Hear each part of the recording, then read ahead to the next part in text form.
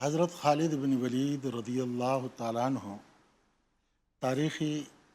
انسانی میں اور خصوصاً ہمارے اسلام کے اعتبار سے وہ عظیم سپہ سالار ہے، وہ عظیم جرنیل ہے، اور وہ عظیم شخصیت ہے کہ دنیا اس کی مثل پیدا نہیں کر سکتے۔ بیش آپ وہ شخصیت ہے کہ جس میدان کے آپ شاہ سوار ہے تو اسلام لانے سے پہلے آپ نے اس میں اپنا لوہا منوا کے دنیا کو دکھایا، اور اس کی وجہ یہ تھی کہ ان کے اپنے والد انہوں نے شروع سے ان کی تربیت جنگی امور میں اس انداز پر کرایا تھا کہ اس میں کوئی کمی انہوں نے نہیں چھوڑی تھی، جس کی وجہ سے آپ مدبر بھی تھے اور آپ معاملہ فہم بھی تھے، اور آپ کے انداز اور آپ کی تدبیریں وہ بہترین تھی۔ آپ نے دیکھا ہے کہ اسلام سے پہلے جب وہ جنگ احد، وہاں جب آپ میدان میں آئے اور مسلمانوں کو اللہ نے شروع میں فتح دیا جی اور سارے مسلمان خوش، آپ علیہ الصلوۃ والسلام نے صحابہ کو ایک درے پر مقرر فرمایا، اور وہاں سے ان کفار کو شکست ہو کر کے یہ بھاگنے لگے۔ اس وقت انہوں نے اس درے کو دیکھ کر کے اور ان کے وہ عسکری سوچ سمجھ تدبر کے بنیاد پر یہ پیچھے سے راستہ لے کر کے آئے، اور اس میں مسلمانوں کو بہت بڑی تکلیف اٹھانی پڑی۔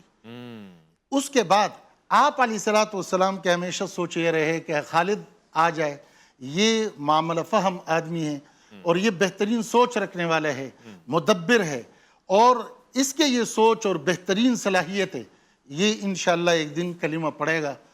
اس سلسلے میں حضرت خالد بن ولید اپنے بارے میں خود فرماتے کہ میں مسلمان کیسے ہوا۔ آقا دو جہان صلی اللہ علیہ وسلم کو فرما رہے کہ میں نے بہت سی جگہ میں ان کو دیکھا کہ میں ان کو پروار کر لوں، لیکن جب میں پہنچا اور آپ کے روب اور آپ کو اللہ نے جو دیا تھا اس کے وجہ سے میں اس کام کو نہ کر سکا، اور ایک دفعہ آپ کو میں نے ظہر کی نماز میں دیکھا تو میرے دل چاہا کہ آج یہ کام میں کروں، لیکن قریب آ کر کے میں نہیں کر سکا۔ پھر عصر کی یہ صورت رہی، اور اس کے بعد وہ یہ کہتے ہیں کہ مجھے میرے بھائی نے پیغام بھیجا،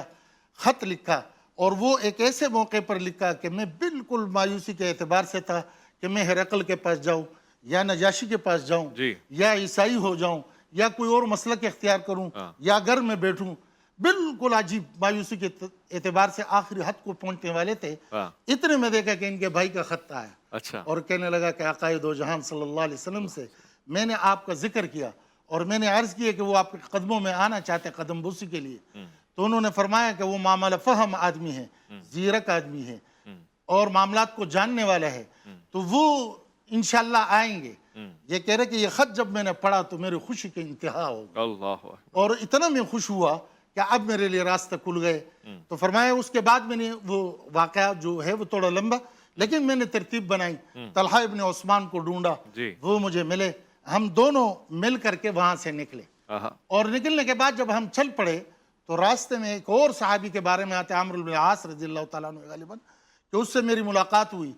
انہوں نے مجھ سے پوچھا کہ خالد کیا کر رہے ہو؟ میں نے کہا میں نے فیصلہ کیا ہے کہ اب محمد کے قدموں میں بیٹھوں اللہ اور اکبر آنے والی زندگی ان کے قدموں میں گزاروں، ان کے غلامی میں گزاروں، اور جتنے میں نے دین کے اعتبار سے یہ تمام کمزوریاں دکھائی ہے، اب اس دین کے پاسبان بن کر کے دنیا میں اس کے لیے خدمت دوں۔ سبحان اللہ پھر اس کے بعد ان سے پوچھا آپ کہاں جانا چاہتے ہو؟ انہوں نے کہا میرے بھی یہ ارادہ ہے۔ یہیں سے یہ سارے چل پڑے۔ آپ علیہ الصلوۃ والسلام کے خدمت میں جب یہ پہنچے، آپ علیہ الصلوۃ والسلام نے خالد بن ولید کو جب دیکھا مسکرائے، اور پھر اس کے بعد یہ فرماتے کہ میں نے کلمہ پڑھا، آپ علیہ الصلوۃ والسلام بے حد خوش ہوئے اور ان کا استقبال فرمایا، اور پھر اس کے بعد ان کے جو تمام معاملات ہیں آپ علیہ الصلوۃ والسلام نے جہاں ان کو بھیجا، ان کو لقب سیف اللہ دیا، اور پھر انہوں نے جو کام کیا ہے اس وقت کے دونوں سپر طاقتوں کو جس انداز سے انہوں نے زیر کیا، اسلام کو جس کے وجہ سے اللہ نے شان دی، شوکت دی، طاقت دی، جی یہ وہ سپہ سالار ہے، یہ وہ عظیم ہستی ہے کہ آج مسلمان اپنے ان لوگوں کے وجہ فرمایا۔ ان چیزوں سے ذرا بے خبر ہے۔ اور ڈاکٹر صاحب وہ واقعہ بھی میرے ذہن میں آتا ہے، ظاہر ہے اللہ کی تلوار تو کسی رن میں ٹوٹ نہیں سکتی، لہٰذا آپ کو طبعی موت آئی، انتقال آپ کا ہوا، مگر آپ کے ایک وبا میں کتنے سارے بیٹے چلے گئے، جانے دو عالم کے سپرد ہو گئے، تو وہ بھی ایک صبر کا معاملہ ہے، اور اللہ تعالیٰ جہاں پہ شجاعت دیتا ہے وہاں صبر بھی ایک نعمت کے طور پہ عطا فرماتا ہے۔